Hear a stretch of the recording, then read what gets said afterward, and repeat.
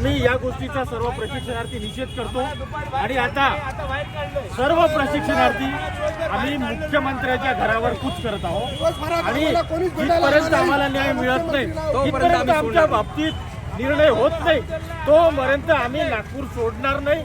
आमचा जीव गेला तरी हरकत नाही. आम्ही या निर्णयावर ठाम आहे. आम्ही आमच्या निर्णयावर ठाम आहे. आम्हाला मुख्यमंत्री विद्यमान सरकारने चॉकलेट दिलेलं आहे. त्यामुळे आम्ही सर्वांनी ठरवलेलं आहे की जोपर्यंत आमच्या बाबतीत सकारात्मक निर्णय होणार नाही आम्हाला न्याय मिळणार नाही तोपर्यंत आम्ही नागपूर सोडणार नाही. ही आमची ठाक भूमिका आहे. आणि सर्वात महत्त्वाचा विषय की ते आपले हे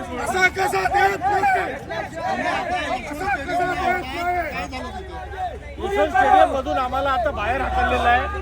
ज्यावेळेस आम्ही 12 वाजता बाहेर निघालो तर आम्हाला आतमध्ये कोंडलं आणि आता आतमध्ये थांबत आहोत आम्हाला बाहेर हाकलत आहे. हे कोणतं सरकार आहे किंवा कोणता न्याय आहे? आम्हाला हे माणसं समजतात की नक्षलवादी समजतात. आम्ही काही गुन्हे करायला नाही आलो.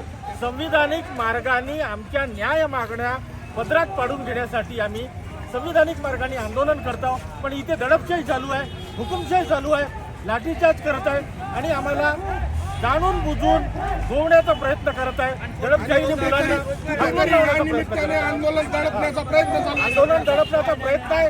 उद्या पण कमीत कमी भरपूर पुढे येणार आहे. उद्या अजून तीव्र आंदोलन होणार आहे. आणि